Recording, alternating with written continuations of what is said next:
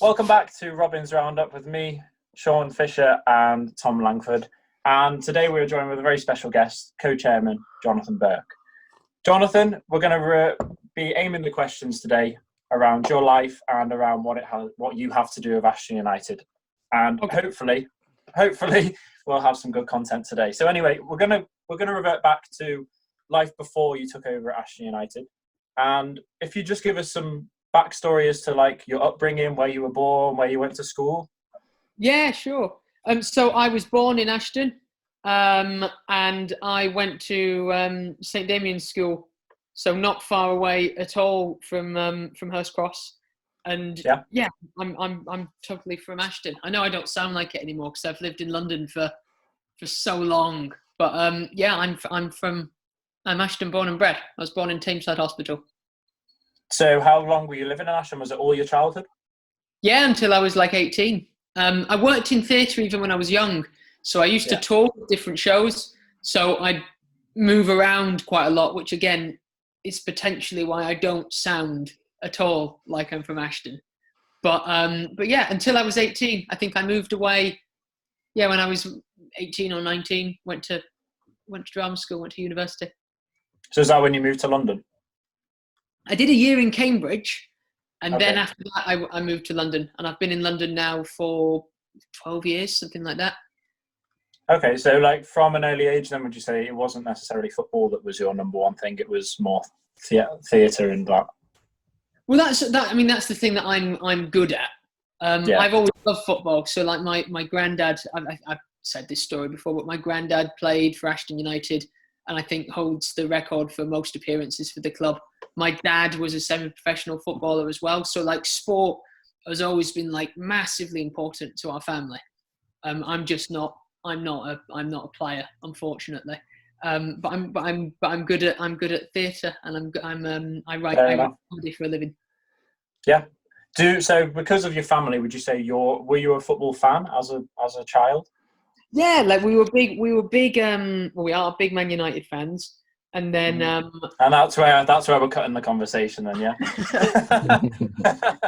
And then but we used to go and watch Ashton United a lot. Like most Saturdays, I used to go away as well because I used to go with Chris T and Catherine. They used to take me to all the away matches, so I was always a real supporter and a real follower. But yeah, so Ashton United and sport has always been really important in our family, since growing up. And I'd say that both theatre and comedy and sport, particularly football, have always been my passions. Well, before we move on to further into Ashton and football, because this is very much based on football and Ashton United, do you have any specific childhood memories as an actor that you would like, that you would say is a particular highlight of yours growing up? Acting wise? Yeah, just something that you enjoyed doing that you look back on and you look at it fondly, as opposed to solely Ashton United and the football and the business you do now. Yeah, of course. I suppose. I mean, I'm really, really lucky. Like we've just had this TV show that's come out, so that's been really, really special. Just seeing how many people have watched that, and particularly at the moment in a really weird and uncertain time, it's really nice to be part of something that just makes people laugh and helps people forget, what's going on and all that kind of stuff. We performed we did a show recently called Magic Goes Wrong, which we've been doing in London for about 8 months.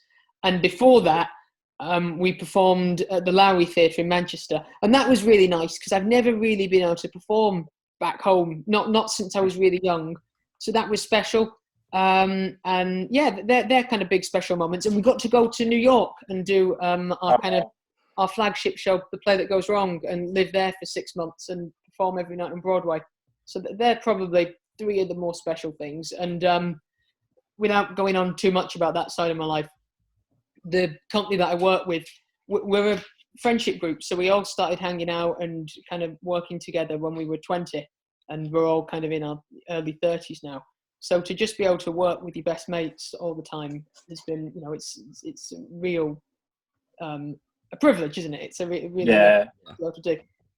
Well, it's clear to see that your life is very, very busy at the moment. More Well, so maybe than at it the has. moment, at the moment, it's Well, the yeah, opposite. granted, yeah. But in the past year, you've had one hell of a busy life. So, what was the decision? Like, what was the reasoning behind your decision that the end of last season was the right time to not only do your theatre and all this busy work you're doing on that side of your life, to join partnership with your dad and to take over Ashton United? So the way that I got involved is the club did a tweet out basically just asking for assistance and help. I think it was Steve Hobson, the vice chairman, that sent it out. Yeah. Okay. And I just literally, I was just sat at home and saw the tweet. And I always was, I followed the results whenever I could and all that kind of thing. And saw the tweet, got in touch, and ended up joining the board. And that was during last season.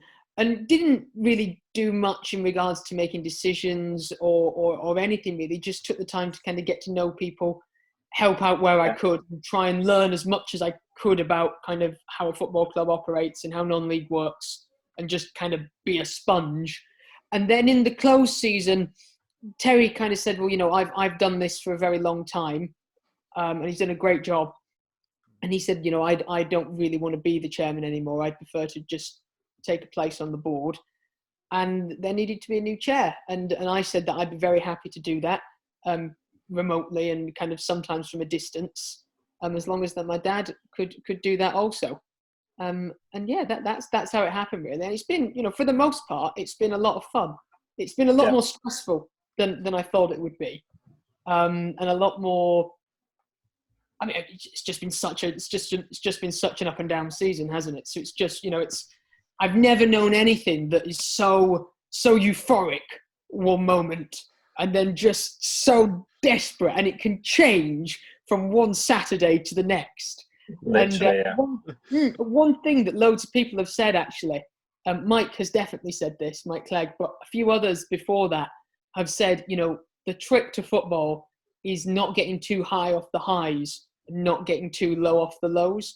And at first I kind of heard that and thought, well, that sounds very kind of cliched, and of course I listen to that, but it is the best advice. You've got to try and just stay really level-headed, because if you're emotionally swayed every single day by what happens, there'll be nothing left of you in a month. So you said, I remember you saying that you found it a lot more stressful than you thought it would be. Would you say your father going in partnership with you helped that, or helped ease that?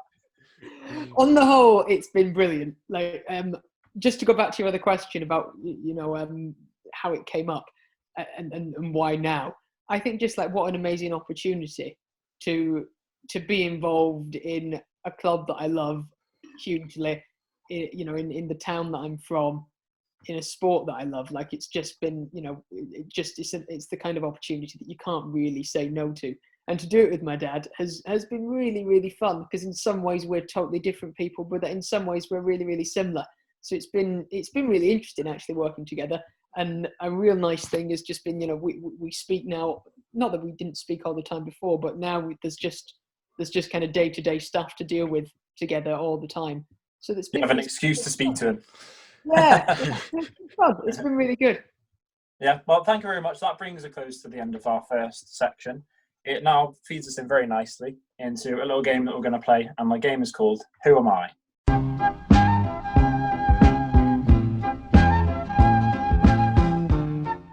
For those of you that are still unaware as to what Who Am I is, it's briefly a game where Tom will provide us with 3 stats about a specific player that has played for Ashton sometime in the previous season, and we will then all come up with a guess, or if we know it, we'll all provide our answer, and then at the end of the show, Tom will tell us what the answer is. So, Tom, do you want to take it away? Yeah, I'll take it away. I would be surprised if anyone gets this one.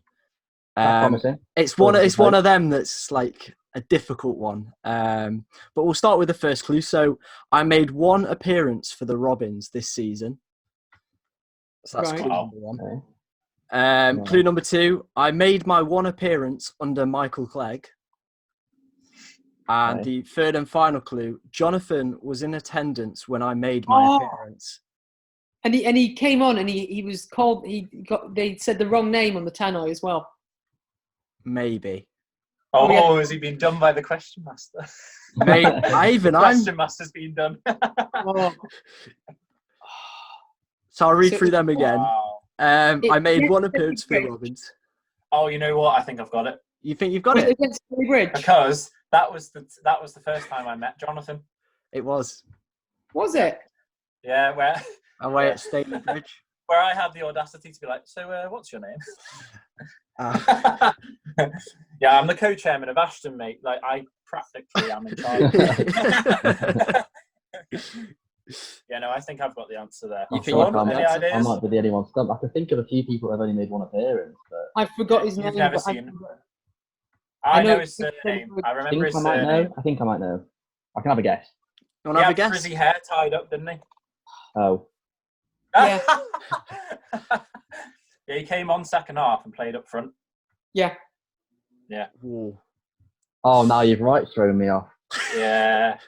He Oh, was. God, I don't have a clue. I don't think I spoke about him much on the Twitter. Like, he was very ineffective. Like, as in, like, it was a very dull game. The whole game was a bit dull. It was a game of few chances, wasn't it? But it was your favourite game, you said the other day. It was your game of the season. It was for the experience. For the experience. I'm kind of Game of the season. contradicting myself here, aren't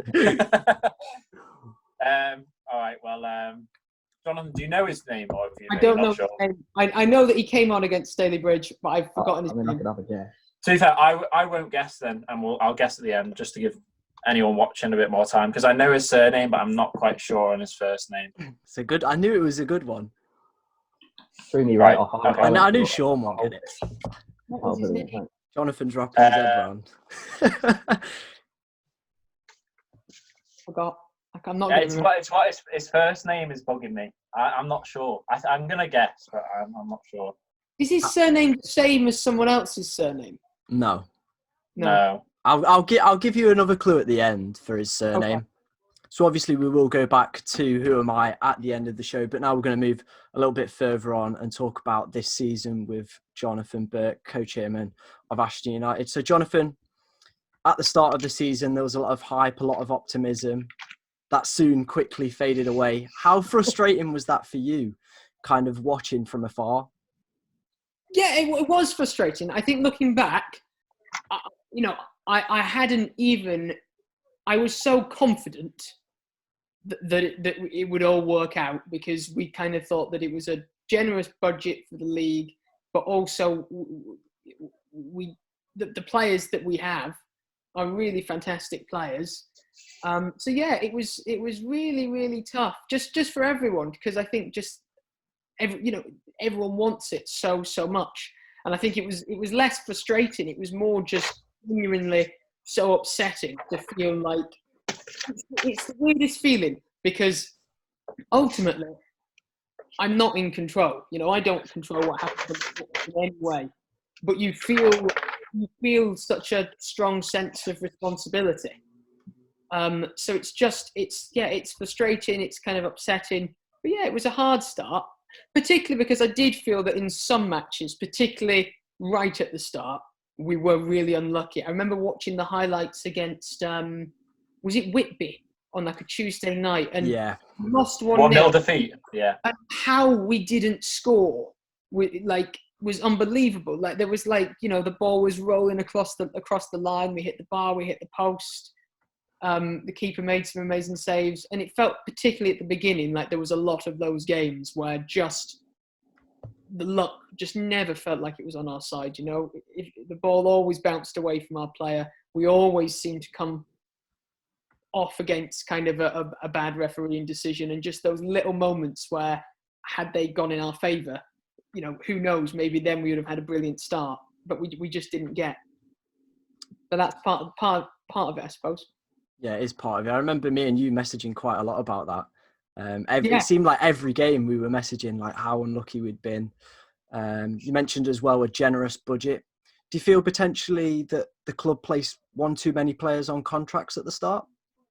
I think that's probably fair. I think that you want to strike the balance, because I do think that it's important that if you're in a position of, if you're in a position of responsibility, you want to try and do right by people. And I think that if you're offering contracts, you're offering people security, and you're giving people and players an environment that they want to come to, where they know that where they know that they'll be trusted. I think that's a really important thing in work. If you feel like you're trusted by the organisation that you're working for, you tend to do better. So I think you're balancing that against the fact that also it's tough, because football has got that unforgiving thing of just like, you do have to hit the ground running, and all those kind of cliches that you hear on Sky Sports News when people say it's a results game and all that kind of stuff. Like you do need to win, particularly when we got in that patch where the results really started to kind of hit a downward kind of spiral, and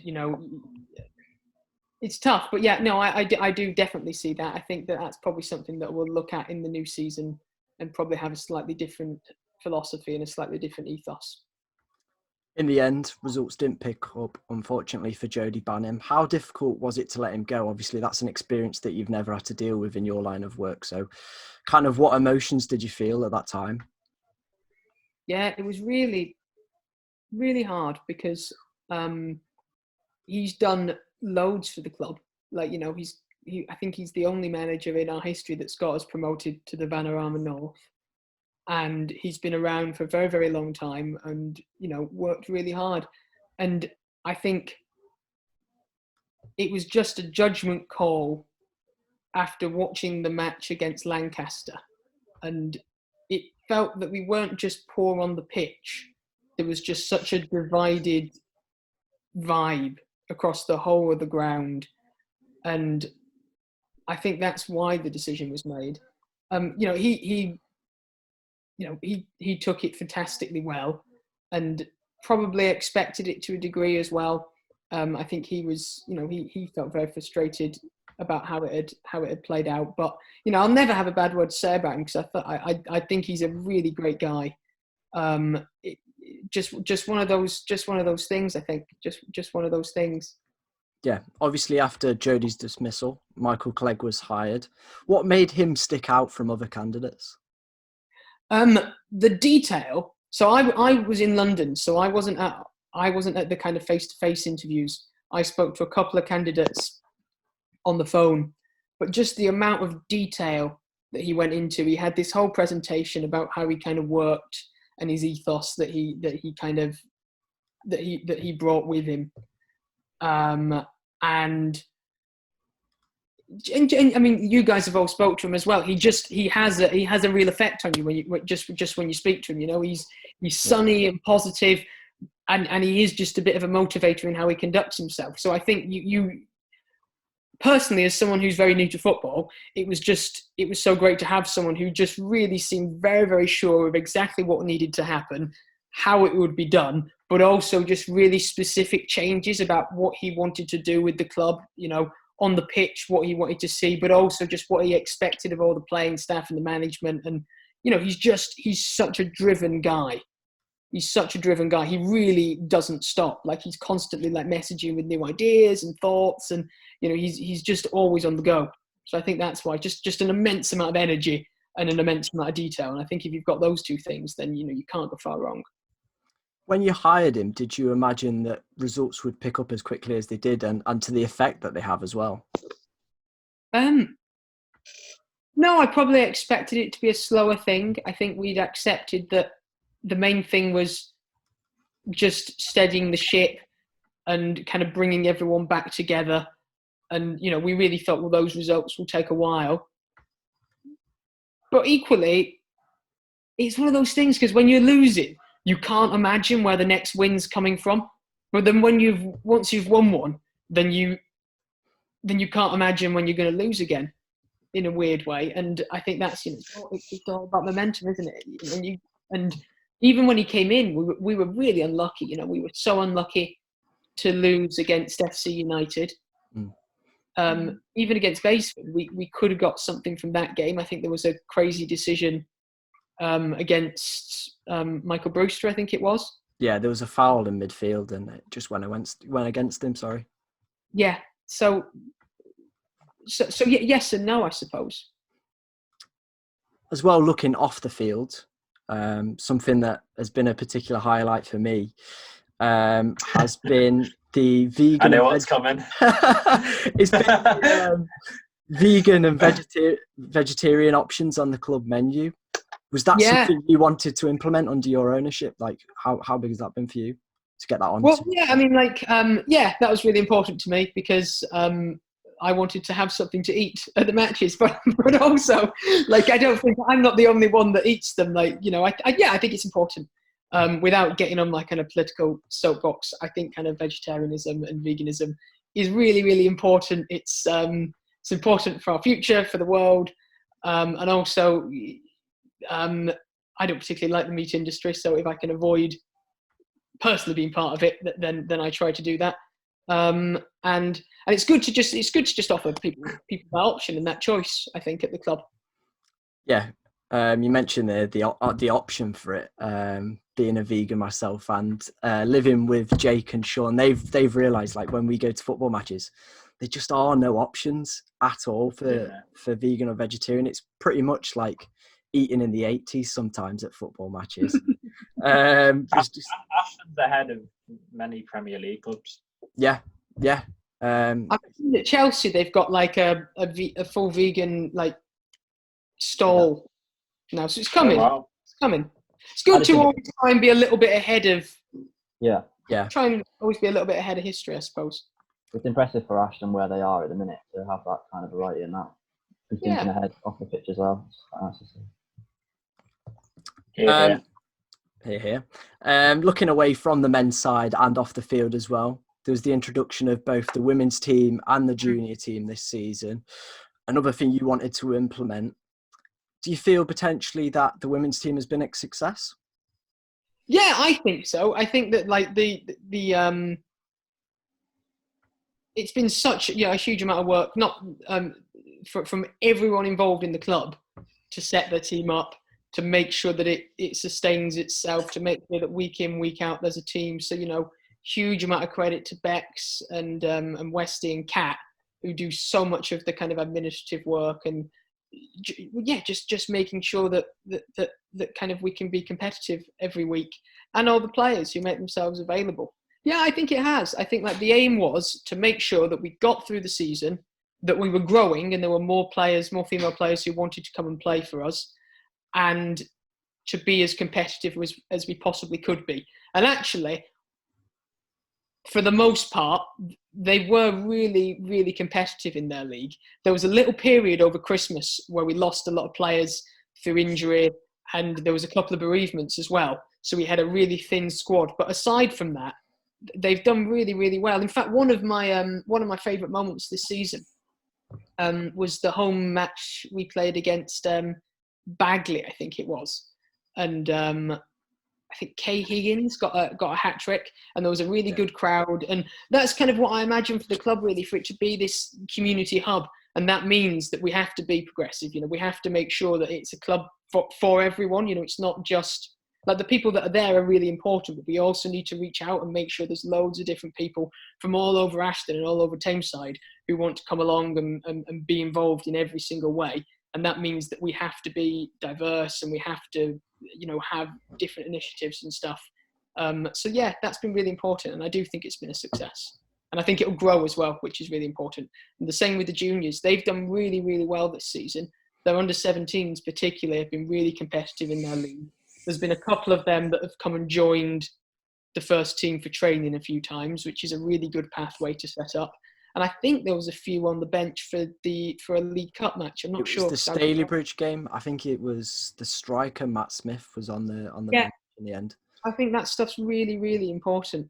And as well, like the Witton Albion game recently, where we had all the little kids in that stand with all the mums and dads, and that's what that main stand should be every week. It should be full of kids and families who are there for a day out.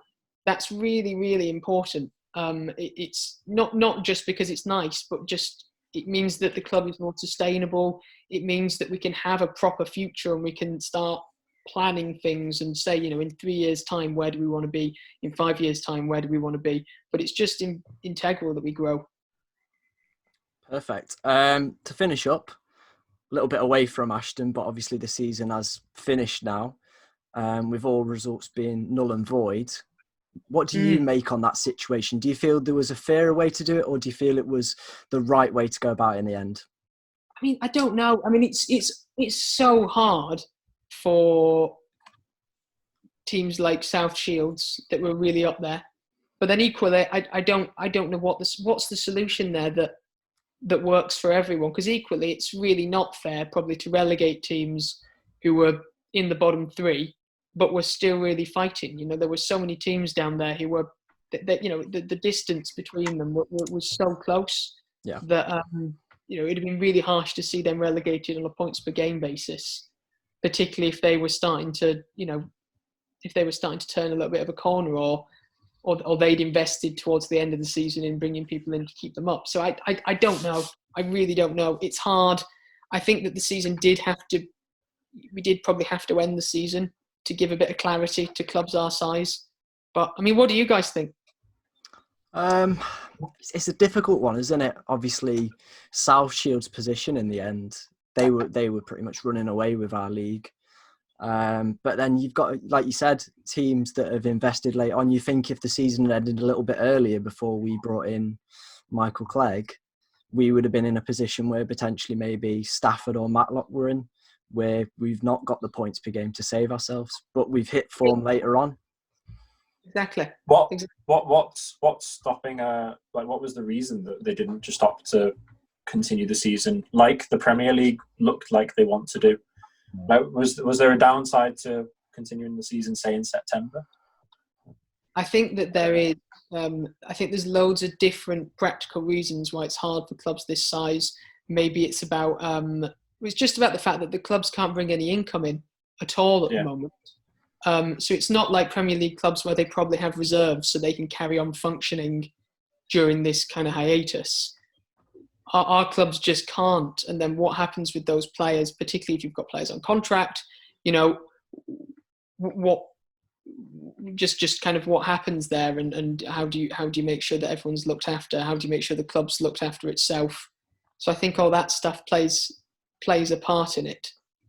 Yeah, for me, the one bit that gets me is the consistency. So I think there's like 5 or 6 leagues that have been like declared null and void in England or something. But then, how are they going to keep that consistent in the English ladder, and then to make, like internationally as well? Other leagues can follow that, and how are some going to continue and some not? It's just going to be a really interesting start to next season on where other leagues stand. Said by a fellow United fan. You just want it to continue so you can get Champions League, that's all. That pretty much finishes my questions off about this season. I don't know if anyone else has any other questions they'd like to add. No, I think that's all right. Sean, are you all right? No, yeah, I think that's really good. Yeah. Well, thanks very much, Tom, for your section there. And thank you, Jonathan, for answering those questions. That brings us very nicely into our next category.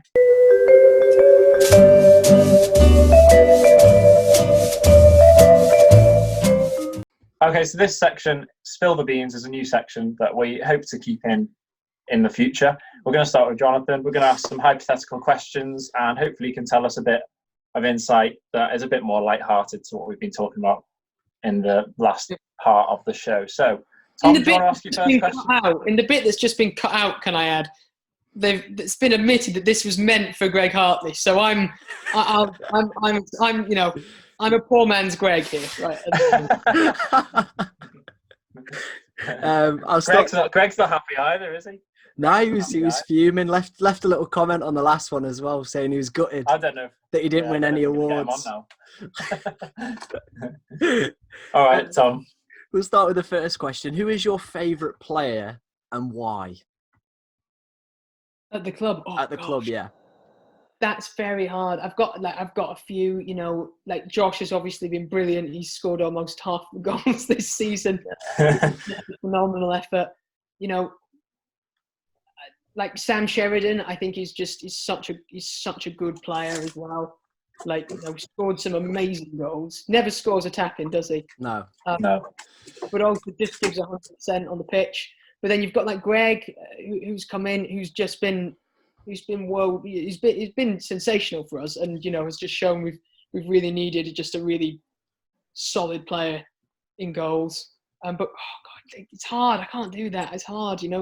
All the new guys that have come in are brilliant. So take that kind of as an answer. I've been a politician there. There's a lot of good players.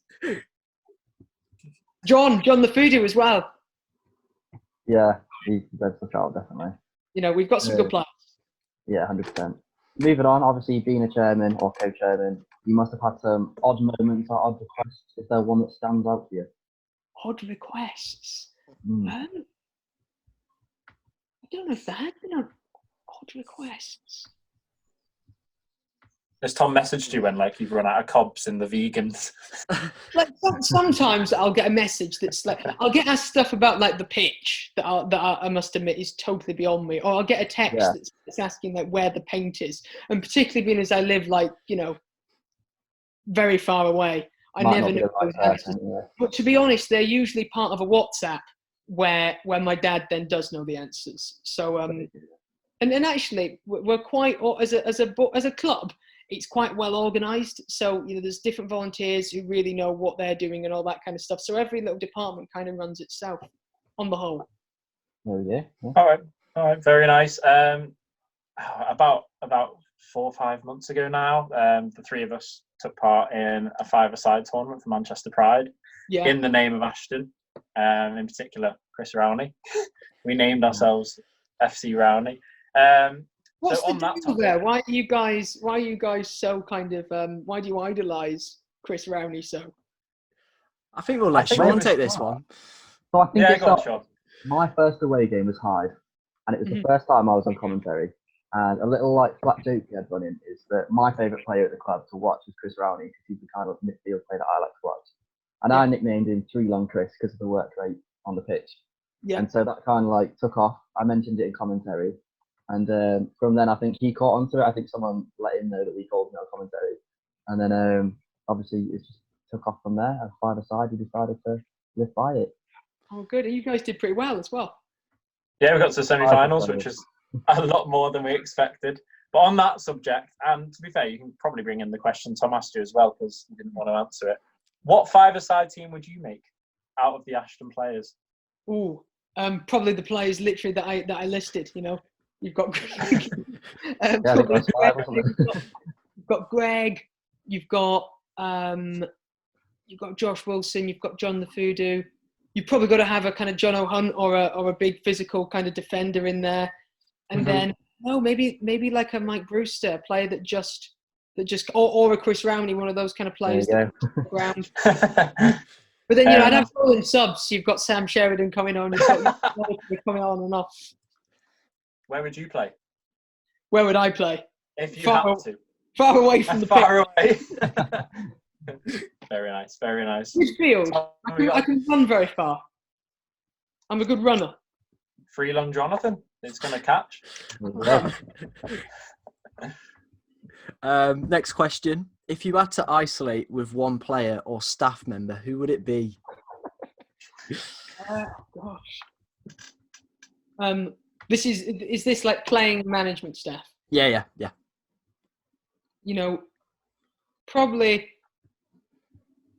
Probably Mike, Josh, or Sam Sheridan, because I speak to those people more. So you'd have less of a kind of getting to know you period. Yeah. Maybe.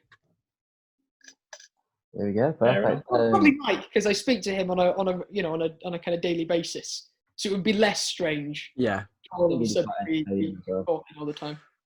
He'll keep you entertained. Yeah. Keep the positive vibes going as well, won't he? Yeah, he's good at sending positive videos and that kind of stuff as well. Yeah. So we touched on your obviously acting side before, and obviously big passion of sports. Have you ever thought about writing a show about football or sports in general? Oh, I mean, there is a great. There's a sitcom that's just been put on Amazon Prime called Rovers, which is a bit of a kind of non-league sitcom, and so I know someone else is working on one that's really good. But I mean, there's a brilliant there's a huge amount of comedy I think in anything that kind of has that family feel that non-league has, but is based on people who just go well above and well beyond, just because of passion and love. I think that's where most like really great things are born. But I think that's also where a lot of comedy's born from as well. Yeah, definitely. Just to jump in. Sorry, Jake. Go on. No, that's right. Would you say, as your time in Oni, you've had a specific moment that has kind of been very comedic, or something you thought, hang on, I'd really like to write about that or include it in my show? There was a bit it was really early on. I think it was against Bamber Bridge or someone, and the ball came out of the pitch. It was Tadcaster away, and we were hunting for an equaliser, and the ball got booted out of the pitch, and I saw it at the moment to retrieve the ball and get it on the pitch as quick as possible. And I picked it up and I kicked it, and it went so far away from the pitch that and I think that and the players were clearly quite pissed off. That was pretty embarrassing. And then my dog got on the pitch at the end of the match. I remember that. And really upset the Tadcaster groundsman. So those two things were kind of funny, but rooted in a lot of pain as well. That was good intention. Yeah. All right. Well, following on from Sean's question, it kind of does so. If Ashton were to have a movie on just them as a history and coming up to present day, who would you have play you? The actor that plays Marlon Dingle in Emmerdale. Oh wow! Do you know what I mean? Yeah, I know who you mean. The answer you gave there. A lot of people say I look like him. Nickname at school was Mini Marlon. Wow. Yeah. I'm gonna get a side by side on the edit. I've had him, Gareth Southgate, and Rory Stewart. Fair enough. One of those three. Fair enough. I'd like Gareth Southgate in a bit of acting. Yeah. Not a go-to when you need an actor. Yeah. But, next question. One player you would love to sign at Ashton? oh. I really don't know because I'm not able to get to enough matches. I only watch our matches, and I'm just like, it sounds like a cop-out, but I'm really just like, with that stuff, I just think it's totally the coach's business or the manager's business. But I know, I remember, I know that. I don't know. I really don't know. Let's say hypothetically though, that this player, it might be like Ronaldo or someone who would. I mean, he'd do a job, wouldn't he? He would do a job. He would do a job. But is there anyone that you've kind of seen who you think, when they're getting a little bit older, I can maybe sway them to come and join the Robins? Oh, I see, like a kind of like a star playing out his. Yeah. Oh, I see. Oh gosh. You're gonna have to come back to me because I've not got a name. I've not got a name in my mind. Right. Gareth Southgate. Get him back in. Sean, have you got any more questions? I guess moving on from the player, we could go for one manager you'd ever like to see on the sidelines at Hurst Cross. I think we've got him. Him in. Good answer. Good answer. Yeah. The Clegg revolution continues.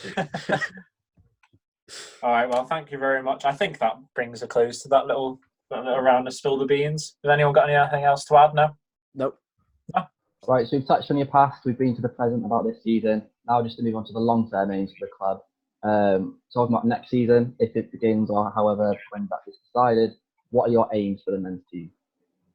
Aims for the men's team are, it has to be to be going for promotion.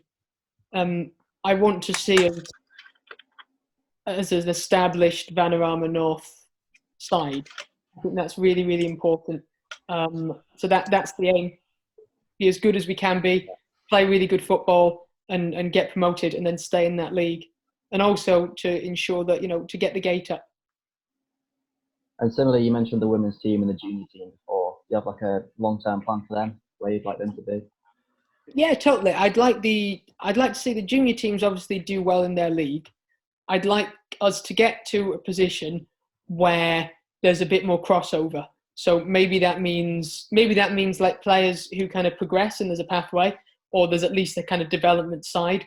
But more than that, it's just about them being integrated. I think just towards the end of this season, it started to feel less like a kind of different project and more like that junior setup was part of the club. And you had all the coaches coming along to watch matches, and you had, you had all the youngsters with their mums and dads watching. That's the kind of goal for the juniors. It's to have them embedded properly as part of the club. Have the pub and the social club just totally full of people who all feel as passionately about Ashton United as all of us do. I think that's the aim. And then I think with the women's team, I really want us to be known as the place in Tameside to come for female football. For that team to grow. And again, there's no reason why we can't be competing to get promoted next year, because we had some when all those players were fit, they were brilliant. Yeah. And then speaking of development, obviously it's great to see the women's side and junior side, but also the ground has seen a lot of improvements. Do you have any near plans for the ground?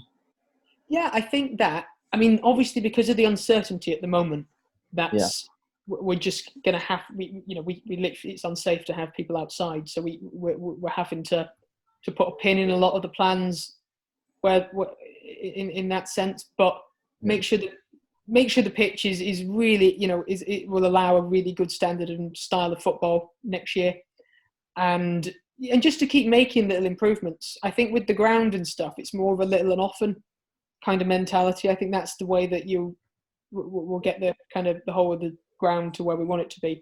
Just constant improvements and just constantly saying, well, how can we make this better now, and how can we improve that? Yeah, definitely. And then just overall, for the full club in general, do you have a 5-year plan or a long-term plan that is being put in place since your takeover? I'm a real believer in micro planning, so having little short-term goals that you can hit, rather than just having here's the 5-year plan. Because in general, I'm always a bit skeptical of 5-year plans. But particularly in football, I don't know how quite you can do that, because you can't prepare for absolutely everything that happens. Especially the circumstances we're in now. Exactly. So I think really, it's we know what we want, which is to make sure that men's first team is promoted. We know that we want to grow the club. So I think that means having more teams, more community projects. And I think in turn, that will mean that we'll get more people watching and more people supporting, and more people who were tied to the club, who, where it really, really matters to them. I think that's important. And then the next time you guys go out to the town centre and try and approach strangers to give tickets away, everyone will want to talk to you because they'll already have been. It'll be the first name on there, Yeah, and stuff like this as well, lads. It's really important. I watch this show all the time, and I think this is just as important to me as kind of what's on the pitch, because this is what non-league's all about. It's about growing little communities, and if you guys do this, then hopefully more people will watch and more people want to take part. And again, it's those little building blocks that make the club bigger and make it better. Yeah, definitely. Good to know. We appreciate it as well, isn't it? Actively. Yeah. Thank you very much for that. Yeah, thank you. Didn't have to say it. And, I guess finishing up, thank you for that, and we'll move on to back to Who Am I? And Tom, you can reveal the play that we were all guessing at aimlessly before. Did you say you had another Yeah, clue? Do you want to run through them? Yeah, I'll run through the clues again, and then I'll add the last one just in case you couldn't quite get the name, but it'll come when you get this. So clue number 1, I made 1 appearance for the Robins this season. Clue number 2, I made my 1 appearance under Michael Clegg. And number 3, Jonathan was in attendance when I made my appearance. And the special bonus clue, my last name is also a piece on a chessboard. And it was also in Game of the Season. Mm-hmm. There we go. Any clues? We'll start with you first, Sean. I mean, I had so many names running through my mind. So the 1 appearance, I had Allinson, and then Mocho Bembo Leto, and then Niall Rodney. And they all went through my brain, but you proper thrown me off and talking about it. Well-known chess pieces then. Yeah, I know, exactly. So that clue is proper throwing me. Jonathan, you got any ideas? No, the chess piece thing has thrown me even more. King? Is it king? No, Nah. not king. Bishop comes to mind, but I don't Rook. Wasn't rook. know. You'll kick yourself. Jake, do you know who it is? I think I do, but I might get his first name wrong. I think it's Aaron Knight. It's Aaron Knight. Aaron Knight, Yes. who made one appearance for us against, was it Staley Bridge on New Year's Day? Off the bench. Was that is that the only game you've been to, Jonathan, this year? Or was there one a little bit later? No, I've been to loads this year. Sorry. Are you slacking, Jonathan? To know that I'm noticed around the place. I was at the Stafford match. Yes, of course. And then I was at the Witton Albion match. Yeah. You called the Witton score, didn't you? I did. 3-1, I ran into the commentary box and said, told you. Yeah. Right, well, that's. I think that's about it, isn't it, for everyone? Everyone's sort of questions. Yeah. Perfect. Thank you very much, Jonathan, for joining us on the show. A pleasure. I've really enjoyed it. Keep it up, guys. I think it's really important at the moment that we all Thanks very much. to do. Yeah, well, hopefully we'll get you on the show in the near future when everything is going back to plan and we're back on the football pitch. Thank you very much for watching. From me, Jake Matthew, Tom Langford and Sean Fisher. Thank you very much.